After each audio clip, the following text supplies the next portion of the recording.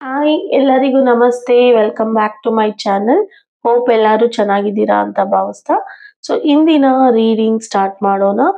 ಇಂದಿನ reading topic ಅಲ್ಲಿ ನೋಡಿದ್ದೀರಾ, ನಿಮ್ಮ ಪರ್ಸನ್ ಯಾಕೆ ಮೌನವಾಗಿದ್ದಾರೆ, ಸೈಲೆಂಟ್ ಆಗಿದ್ದಾರೆ, ಅವರ ಪ್ರೆಸೆಂಟ್ ನಿಜವಾದ ಭಾವನೆಗಳು ಏನಿದೆ, ಕರೆಂಟ್ ಫೀಲಿಂಗ್ಸ್ ಏನಿದೆ ನಿಮ್ಮ ಕಡೆ, ಅವ್ರು ಯಾಕೆ ಸೈಲೆಂಟ್ ಇದ್ದಾರೆ, ಸೈಲೆಂಟ್ ಆಗಿದ್ರು ಅವ್ರಿಗೆ ಟ್ರೂ ಫೀಲಿಂಗ್ಸ್ ಇದೆಯಾ ನನ್ನ ಮೇಲೆ, ಅಂತ ನೋಡೋಣ. ಇಲ್ಲಿ ನಿಮ್ಮ ಪಾರ್ಟ್ನರ್ ಯಾರಿದ್ದಾರೆ, ನಿಮ್ಮ ಮನಸ್ಸಿನಲ್ಲಿ ತುಂಬಾ ಹತ್ತಿರವಾಗಿರುವಂತ ವ್ಯಕ್ತಿ ಯಾರಿದ್ದಾರೆ, ಅವರ ಹೆಸರನ್ನು 3 ಟೈಮ್ಸ್ ಮನಸ್ಸಲ್ಲಿ ಹೇಳ್ಕೊಳ್ಳಿ. ಅವರ ಮನಸ್ಸಲ್ಲಿ ಏನಿದೆ ಅಂತ ನಾವು ರೀಡಿಂಗ್ ಅಲ್ಲಿ ನೋಡೋಣ. ನಾನು ಇಲ್ಲಿ 5 ಕಾರ್ಡ್ಸ್ ನ ಪಿಕ್ ಮಾಡ್ತಾ ಇದ್ದೀನಿ.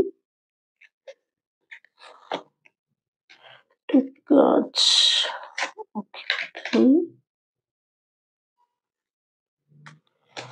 Okay. Heartbreak. Fine. Let me rearrange it.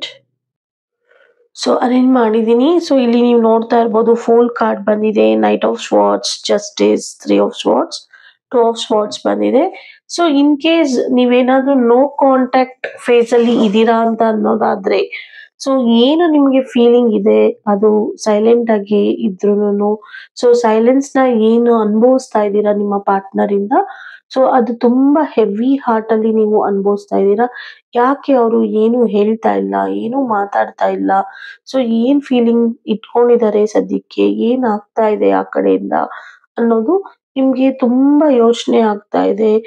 ನಿಜವಾಗ್ಲೂ ಅವರು ನನ್ನ ಮರ್ತಿದಾರಾ, ಇಲ್ಲಾಂದ್ರೆ ಒಂದು ಎಮೋಷನಲ್ ಸ್ಟೋರಿ ನಮ್ದಾಗುತ್ತಾ, ಇಲ್ಲ ಭಯದಲ್ಲಿ ಇದಾರಾ, ತುಂಬಾ ರಿಗ್ರೆಟ್ ಮಾಡ್ತಾ ಇದಾರಾ, ಕ್ರಾಸ್ ರೋಡ್ಸ್ ಮಾಡಿ ನನ್ನ ಹತ್ರ ಬರ್ತಾರಾ, ಸ್ಟಕ್ ಆಗಿದಾರಾ, ಅದು ಏನಾಗಿದೆ ಅಂತ ನೀವು ಯೋಚನೆ ಮಾಡ್ತಾ ಇದ್ದೀರಾ. ಅದಕ್ಕಾಗಿ ಈ ರೀಡಿಂಗ್ ಅಲ್ಲಿ ಏನ್ ಬರುತ್ತೆ ಅಂತ ನೋಡೋಣ. ಮೊದಲಿಗೆ ಇಲ್ಲಿ ಫುಲ್ ಕಾರ್ಡ್ ಬಂದಿದೆ. ಅವ್ರಿಗೆ ಇವಾಗ ಸದ್ಯದ ಪರಿಸ್ಥಿತಿಗೆ ಫಿಯರ್ ಆಫ್ ರೆಸ್ಪಾನ್ಸಿಬಿಲಿಟಿ ಅಂತ ಹೇಳ್ಬೋದು. ನಿಮ್ಮ ಬಗ್ಗೆ, ನಿಮ್ಮ ಏನು ಅವ್ರ ಕನಸಿನ ಡಿಸೈರ್ಸ್ ಇದೆ, ಆ ಡಿಸೈರ್ಸ್ಗೆ ಫ್ರೀಡಮ್ ಗೋಸ್ಕರ ಹೋರಾಟ ಮಾಡ್ತಾ ಇದ್ದಾರೆ ಅನ್ನೋದು ಹೆಚ್ಚಾಗಿ ಹೇಳ್ಬೋದು. ಅವರು ಕೇರ್ ಫ್ರೀ ಆಗಿದ್ದಾರೆ, ಎಮೋಷನಲಿ ಡಿಟ್ಯಾಚ್ಡ್ ಆಗಿಲ್ಲ ಯಾವುದೇ ವಿಚಾರಕ್ಕೂ.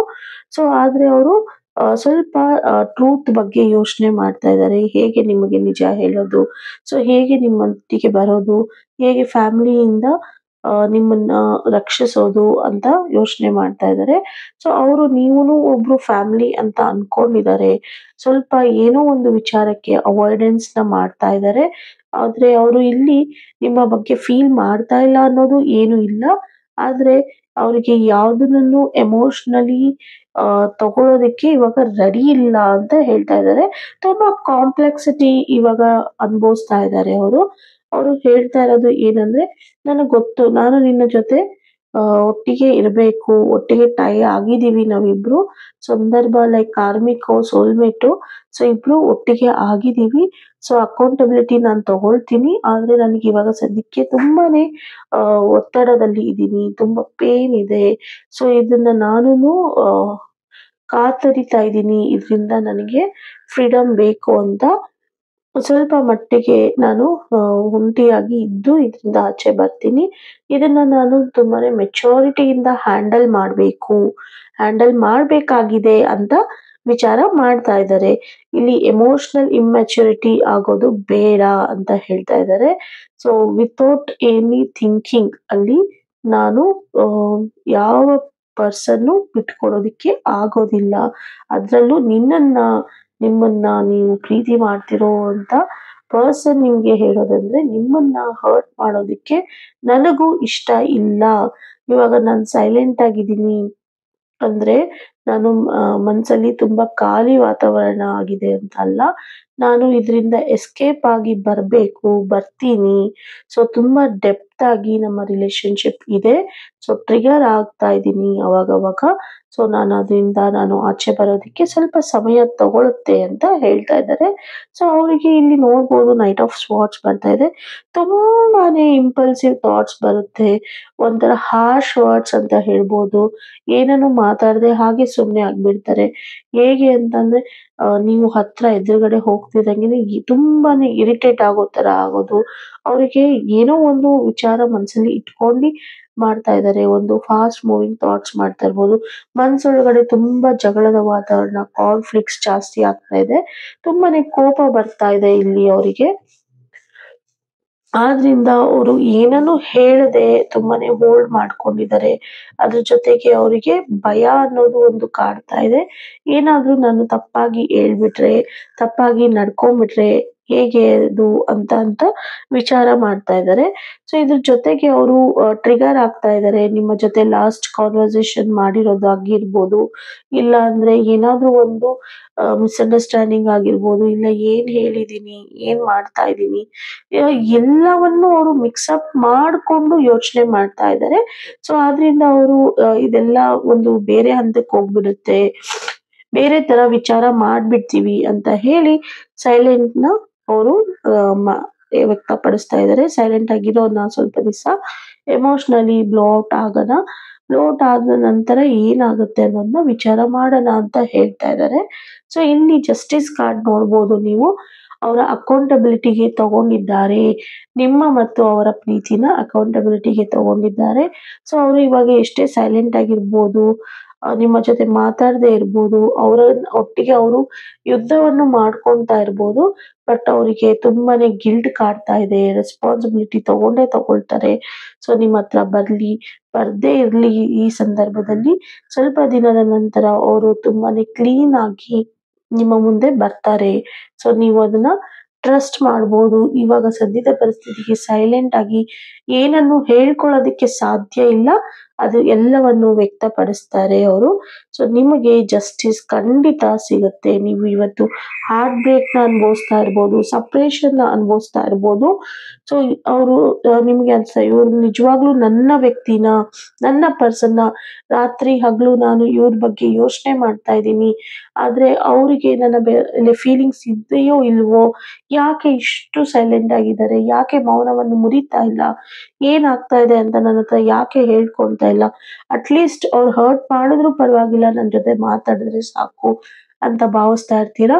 ಬಟ್ ಅವರು ತುಂಬಾನೇ ನಿಮ್ಮ ಜೊತೆ ಹಾರ್ಶ್ ಆಗಿ ಬಿಹೇವ್ ಮಾಡಿದ್ರೆ ಎಲ್ಲಿ ನಿಮ್ಗೆ ಮತ್ತೆ ಎಮೋಷನಲಿ ಡೌನ್ ಆಗ್ತೀರಾ, ತುಂಬಾ ಮನ್ಸಿಗೆ ನೋವು ಮಾಡ್ಕೊಳ್ತೀರಾ ಅಂತ ಹೇಳಿ ಅವರ ನೋವನ್ನ ಅವರಲ್ಲೇ ಅನುಭವಿಸ್ತಾ ಇದ್ದಾರೆ. ಸೊ ಅವರು ಎಕ್ಸ್‌ಪ್ರೆಸ್ ಮಾಡೋದಕ್ಕೆ ಇವಾಗ ಸದ್ಯಕ್ಕೆ ರೆಡಿ ಇಲ್ಲ. ತುಂಬಾನೇ ಹರ್ಟ್ ಆಗಿದ್ದಾರೆ. ಮೇ ಬಿ ನಿಮ್ಮಿಬ್ಬರ ಮಧ್ಯದಲ್ಲಿ ಏನಾದ್ರೂ ಮಿಸ್‌ಅಂಡರ್‌ಸ್ಟ್ಯಾಂಡಿಂಗ್ ಆಗಿದ್ಯಾ, ಇಲ್ಲಾಂದ್ರೆ ಫ್ಯಾಮಿಲೀಸ್ ಇಂದ ಏನಾದ್ರೂ ಇಶ್ಯೂಸ್ ಆಗ್ತಾ ಇದೆಯಾ ಅನ್ನೋದನ್ನ ನೀವು ಚೆಕ್ ಮಾಡ್ಕೊಳ್ಳಿ. ಸೊ ಒಂದ್ಸತಿ ರೀಕಾಲ್ ಮಾಡ್ಕೊಂಡು ನೀವು ಹೆಜ್ಜೆ ಇಟ್ಟಾಗ ಖಂಡಿತ ಅವರು ಹೀಲ್ ಆಗಿ ವಾಪಸ್ ಬರ್ತಾರೆ. ಸೊ ಅವರು ಈ ಸೈಲೆನ್ಸ್ ಅಲ್ಲಿ ಏನೋ ಒಂದು ಹರ್ಟ್ ಆಗಿರೋ ವಿಚಾರದಿಂದ ಅದರಿಂದ ಅದನ್ನ ಫುಲ್ಲು ಕಂಟ್ರೋಲ್ ಮಾಡ್ಕೊಂಡು, ಕಮ್ಮಿ ಮಾಡಿ, ರಿಯಲೈಸ್ ಮಾಡ್ಕೊಂಡು ಆಚೆ ಬರ್ಬೇಕಾಗಿದೆ. ಸೊ ಇವಾಗ ಸದ್ಯಕ್ಕೆ ಅವರು ಇಂಡಿಸಿಷನ್ ಆಗಿದ್ದಾರೆ. ಇಂಡಿಸಿಷನ್ ತಗೊಳ್ತಾ ಇದ್ದಾರೆ. ಏನನ್ನೂ ಡಿಸೈಡ್ ಮಾಡುವಂತ ಸ್ಥಿತಿಯಲ್ಲಿ ಇಲ್ಲ. ಸೊ ಏನಾದ್ರೂ ನಾನು ತಪ್ಪು ನಿರ್ಧಾರ ತಗೊಂಡ್ಬಿಡ್ತೀನಿ ಅನ್ನೋ ಭಯ, ಆತಂಕ ಅವ್ರಿಗೆ. ಮೆಂಟಲಿ ಅವರು ಕ್ಲಾರಿಟಿನ ತಗೊಳ್ಳೋದು ಅವಶ್ಯವಾಗಿದೆ. ಇದ್ರ ಜೊತೆ ಅವರು ಎಮೋಷನಲಿ ಫ್ರೋಝನ್ ಆಗಿದ್ದಾರೆ. ಮಂಜುಗಟ್ಟಿರುವಂತ ವಾತಾವರಣ ಏನಂತ ಹೇಳ್ತೀವಿ, ಆ ತರ ಅವರ ತಲೆ ತುಂಬಾನೇ ಫ್ರೋಝನ್ ಆಗೋಗಿದೆ. ಯಾವ್ದ್ರ ಬಗ್ಗೆನೂ ಯೋಚನೆ ಮಾಡುವಂತ ಸ್ಥಿತಿ ಇಲ್ಲ. ಬಟ್ ಅವರು ಖಂಡಿತ ನಿಮ್ಮನ್ನ ರೀಚ್ ಔಟ್ ಆಗ್ತಾರೆ. ಸೊ ಒಂದು ಕ್ಲಾರಿಟಿಗಾದ್ರೂ ಅವರು ರೀಚ್ ಔಟ್ ಆಗ್ತಾರೆ. ಇಲ್ಲ ಅಂದ್ರೆ ನನಗೋಸ್ಕರ ವೇಟ್ ಮಾಡಿ ಅಂತ ಆದ್ರೂ ರೀಚ್ ಔಟ್ ಆಗ್ತಾರೆ. ಇಲ್ಲ ಅಂದ್ರೆ ನಿಮ್ಮ ಜೊತೆ ಏನಾದ್ರೂ ಮುಚ್ಚಿಟ್ಟಿದ್ರೆ, ಯಾವ್ದಾದ್ರೂ ಒಂದು ವಿಚಾರಕ್ಕೆ ಮುಚ್ಚಿಟ್ಟಿದ್ರೆ ಆ ವಿಚಾರವನ್ನು ಹೇಳ್ಕೊಳ್ಳೋದಿಕ್ಕೆ ಆದ್ರೂ ರೀಚ್ ಔಟ್ ಆಗ್ತಾರೆ ನಿಮ್ಮ ಜೊತೆಗೆ ಸದ್ಯದಲ್ಲಿ ಅಂತ ಹೇಳ್ಬೋದು. ಸೊ ಇಲ್ಲಿ ಒಂದು ಏನ್ ನಾವು ಯೋಚನೆ ಮಾಡ್ಬೇಕು ಅನ್ನೋದಾದ್ರೆ, ಇಲ್ಲಿ ಅವರು ನಿಮ್ಮನ್ನ ರಿಜೆಕ್ಟ್ ಮಾಡಿಲ್ಲ. ಸೊ ಹೋಲ್ಡ್ ಮಾಡಿದ್ದಾರೆ. ಮತ್ತೆ ನಾವು ಲಾಸ್ಟ್ ರೀಡಿಂಗ್ ಅಲ್ಲೂ ನೋಡಿದ್ವಿ, ಅಲ್ಲೂ ಕೂಡ ಅವರು ರಿಜೆಕ್ಟ್ ಮಾಡಿರ್ಲಿಲ್ಲ. ಈಗ್ಲೂ ಕೂಡ ಅವರು ನಿಮ್ಮನ್ನ ರಿಜೆಕ್ಟ್ ಮಾಡಿಲ್ಲ. ಸೊ ಹೋಲ್ಡ್ ಆನ್ ಮಾಡಿದ್ದಾರೆ. ಯಾವುದೇ ಡಿಸಿಷನ್‌ಗೆ ಅವರು ಬರ್ತಾ ಇಲ್ಲ. ಸೊ ಡಿಸಿಷನ್‌ಗೆ ಬರೋದಿಕ್ಕೆ ಅವರಿಗೆ ಆಗ್ತಾ ಇಲ್ಲ. ತುಂಬಾನೇ ಪೇನ್‌ನ ಅನುಭವಿಸ್ತಾ ಇದ್ದಾರೆ ಅನ್ನೋದು ಹೆಚ್ಚಾಗಿ ಇಲ್ಲಿ ನಾವು ನೋಡ್ಬೋದು. ಸೊ ಇದ್ರ ಜೊತೆಗೆ ಓವರ್ ಆಲ್ ಔಟ್‌ಕಮ್ ಅಂತ ನಾವು ನೋಡೋದಾದ್ರೆ, ಸೊ ಇವಾಗ ಅವರು ಏನು ಸೈಲೆಂಟ್ ಆಗಿ ಇದ್ದಾರೆ, ಆ ಸೈಲೆನ್ಸ್ ಏನಕ್ಕೆ ಅಂದ್ರೆ ಅವರು ತುಂಬಾನೇ ಲ್ಯಾಕ್ ಆಫ್ ಫೀಲಿಂಗ್ಸ್ ನ ಅನುಭವಿಸ್ತಾ ಇದ್ದಾರೆ. ಯಾವುದೋ ಒಂದು ವಿಚಾರದಕ್ಕೆ ಓವರ್ಫ್ಲೋ ಮಾಡಬೇಕಾಗಿದೆ ಎಮೋಷನ್ಸ್ ನ. ಆದ್ರೆ ಅವ್ರಿಗೆ ಹೇಗೆ ಇದನ್ನ ಡೀಲ್ ಮಾಡಬೇಕು, ಹೇಗೆ ಇದರಿಂದ ನಾನು ಆಚೆ ಬರಬೇಕು ಈ ಎಮೋಷನ್ಸ್ ಇಂದ, ಇಲ್ಲ ಈ ಕರೆಂಟ್ ಸಿಚುಯೇಷನ್ ಅಲ್ಲಿ ಅವರು ಏನು ಸ್ಟ್ರಗಲ್ ಮಾಡ್ತಾ ಇದ್ದಾರೆ ಅಲ್ಲ, ಆ ಸ್ಟ್ರಗಲ್ ಇಂದ ಅವರು ಆಚೆ ಹೇಗೆ ಬರಬೇಕು ಅನ್ನೋದು ಗೊತ್ತಾಗ್ತಾ ಇಲ್ಲ. ಇಲ್ಲಿ ನೀವು ನೋಡ್ತಾ ಇರ್ಬೋದು ಫಸ್ಟ್ ಕಾರ್ಡ್ಗೆ ನಾವು ಫೂಲ್ ಕಾರ್ಡ್ ಬಂದಿತ್ತು. ಅವರು ಇದರಿಂದ ಓಡೋಗ್ತಾ ಇದ್ದಾರೆ. ಸೊ ಯಾವುದು ಬೇಡ, ಏನು ಬೇಡ, ರಿಸ್ಕ್ ತಗೊಳ್ಳೋದೇ ಬೇಡ, ಇಲ್ಲ ರಿಸ್ಕ್ ತಗೊಂಡಾದ್ರೂ ನಾನು ಎಲ್ಲಾದ್ರೂ ಏನಾಗುತ್ತೋ ಆಗ್ಲಿ ಅಂತ ಹೆಜ್ಜೆ ಇಡೋಣ ಅಂತ ಒಂದ್ ಕಡೆ ಯೋಚನೆ ಆಗ್ತಾ ಇದ್ರೆ, ಅವರು ಏನನ್ನ ಮಾಡ್ಬೇಕು ಅನ್ನೋದು ಅವ್ರಿಗೆ ಅರ್ಥ ಆಗ್ತಾ ಇರೋದು ಇನ್ನೊಂದು ಕಡೆ ಆಗ್ತಾ ಇದೆ.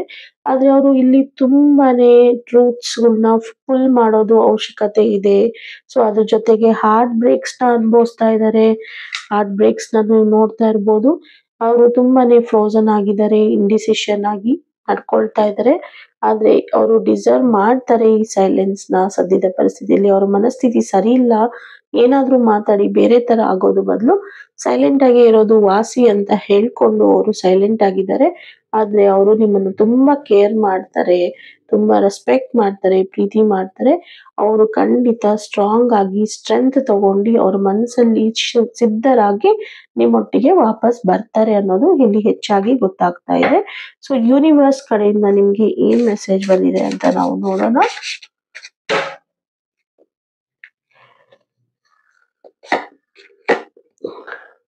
7777 ಅಂತ ಬಂದಿದೆ, ಪ್ರಿಸರ್ವೆನ್ಸ್. ಸೊ ಏನು ಚೇಂಜಸ್ ಆಗುತ್ತೆ, ಚೇಂಜಸ್ ನ ಬರುತ್ತೆ. ಅವರು ಖಂಡಿತ ಇನ್ನರ್ ಸ್ಟ್ರೆಂತ್ ನ ಸ್ಟ್ರಾಂಗ್ ಮಾಡ್ಕೊಂಡು ಅವರು ನಿಮ್ಮ ಬಗ್ಗೆ ಯೋಚನೆ ಮಾಡಿ ಖಂಡಿತ ವಾಪಸ್ ಬರ್ತಾರೆ ಅನ್ನೋದು ಇಲ್ಲಿ ಬರ್ತಾ ಇದೆ. ಸೊ ನಾನು ಹೇಳ್ದಂಗೆ ಇಲ್ಲಿ ಅವರು ಸ್ಟ್ರೆಂತ್ ತಗೊಂಡು ಹಾರ್ಟ್ ನ ಸಿದ್ಧರಾಗಿ ಬರ್ಬೇಕು ಅಂತ ಇತ್ತು. ಸೊ ಯೂನಿವರ್ಸ್ ಕಡೆಯಿಂದನೂ ನಮ್ಗೆ ಅದೇ ಸಂದೇಶ ಬಂದಿದೆ. ಅದ್ರ ಜೊತೆಗೆ ಇನ್ನೊಂದು ಸಂದೇಶ ನೋಡೋಣ ಎಂದಿಗೆ. 0808 ಅಂತ ಬಂದಿದೆ, ಸ್ವಿಫ್ಟ್ ಆಕ್ಷನ್ ಅಂತ ಬರ್ತಾ ಇದೆ. ಖಂಡಿತ ಅವರು ಎಲ್ಲ ಇವಾಗ ತೊಂದರೆಗಳು ಏನಿದೆ, ಸ್ಟ್ರಗಲ್ಸ್ ಏನಿದೆ ಅದರಲ್ಲಿ ಶಿಫ್ಟ್ ತಗೊಂಡು ಆಕ್ಷನ್ ರೂಪದಲ್ಲಿ ಇಂಪ್ರೂವ್ ಮಾಡ್ಕೊಂಡು ವಾಪಸ್ ಬರ್ತಾರೆ. ಸೊ ಎಲ್ಲಾನು ಸೆಟ್ ಮಾಡ್ಕೊಂಡು ನಿಮ್ಮೊಟ್ಟಿಗೆ ಬರ್ತಾರೆ ಅಂತ ಹೇಳ್ತಾ ಈ ರೀಡಿಂಗ್ ನ ಇಲ್ಲಿಗೆ ಎಂಡ್ ಮಾಡ್ತಾ ಇದ್ದೀನಿ. ಯಾರಿಗಾದ್ರೂ ಪರ್ಸನಲ್ ರೀಡಿಂಗ್ ಅವಶ್ಯಕತೆ ಇದ್ರೆ ದಯವಿಟ್ಟು ನೀವು ನನ್ನ ವಾಟ್ಸಪ್ ಅಲ್ಲಿ ಕನೆಕ್ಟ್ ಆಗ್ಬೋದು.